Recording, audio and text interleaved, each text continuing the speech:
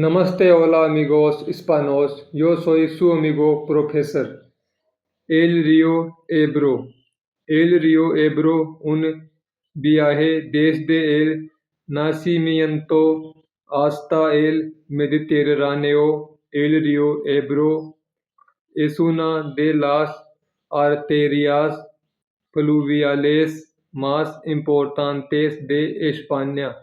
Cruza el noreste de Península Ibérica a lo largo de unos 910 kilómetros, modelando paisajes, regando campos y uniendo diferentes culturas a su paso.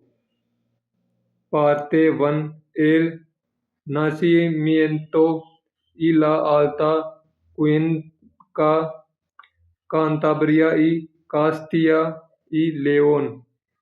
El origen tradicionalmente se fija el nacimiento del Ebro en Fontibre, Cantabria, un paraje natural donde el río brota a la superficie. Sin embargo, los estudios hidrológicos demuestran que el agua proviene realmente de las filtraciones del río Ijar en el Pico Tres Mares en la cordillera Cantábrica.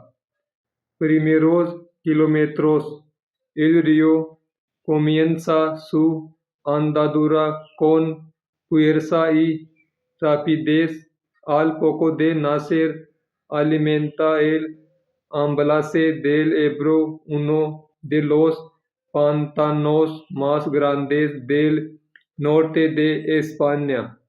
Los cañones del Ebro, al entrar en la provincia de Burgos, Castilla y León, el río se encajona y erosiona la roca caliza, creando impresionantes desfiladeros, hoces y cañones de gran valor paisajístico y ecológico, como el cañón del Ebro en el norte de Burgos.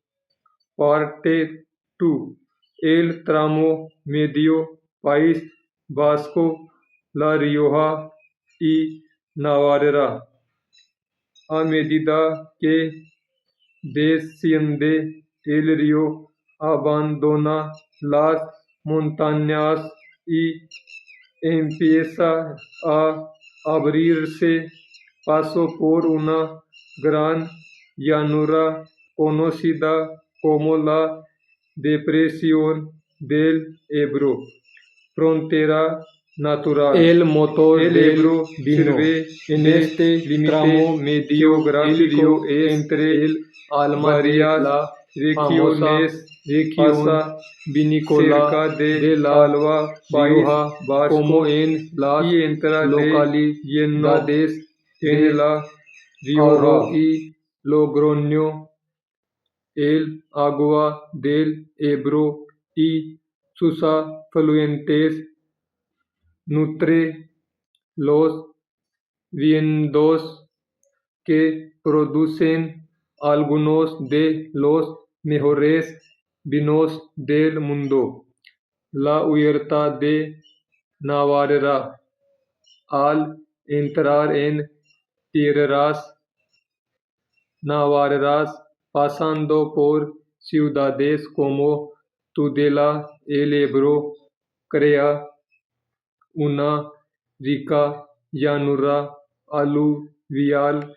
Aquí da vida a las famosas huertas de la Ribera Navarra, conocidas por la excelente calidad de sus verduras y hortalizas, espárragos, alcachofas y pimientos.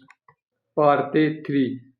El Gran Eje de Aragón, Zaragoza. El tramo aragonés es donde el Ebro adquiere su máxima anchura en el Valle Central. Paso por Zaragoza, el río divide la capital aragonesa en dos. A sus orillas se alza majestuosa la Basílica del Pilar, dejando una de las estampas fotográficas más famosas de España. Los galachos en esta zona de llanura el Ebro avanza haciendo grandes curvas, meandros. Con el tiempo el río cambia de curso y deja antiguos meandros abandonados, llenos de agua y vegetación, llamados localmente galochos, como el galocho de Huslibol, que son reservas naturales protegidas. El Mor de Aragón. Antes de salir de la comunidad, el río es retenido en los embalses de Mequinenza y Ribarroja. El de Mequinenza es conocido como el Mar de Aragón, un enorme lago artificial famoso internacionalmente por la pesca deportiva, especialmente del siluro. Parte 4. El tramo final y el impresionante Delta, Cataluña.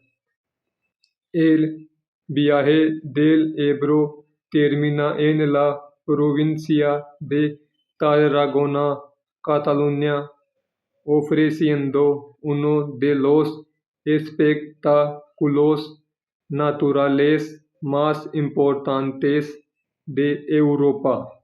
El paso por Tortosa. El río cruza el desfiladero de las comarcas históricas del sur de Cataluña, pasando por la monumental ciudad de Tortosa antes de abrirse completamente al mar de delta del Ebro. Al encontrarse con el mar Mediterráneo, los sedimentos acumulados durante miles de años han formado una enorme lengua de tierra en forma de flecha de unos 320 kilómetros. El Parque Natural del Delta del Ebro. Importancia agrícola. El delta es uno de los mayores productores de arroz de Europa, paraíso de la biodiversidad. Es una de las zonas húmedas más importantes del Mediterráneo occidental. Alberga a cientos de miles de aves acuáticas, siendo especialmente famosos sus colonias de flamencos y sus dunas de arena vírgenes. Amigos, si les gustó mi video, por favor denle me gusta, suscribanse a mi canal y compartan. धन्यवाद, gracias।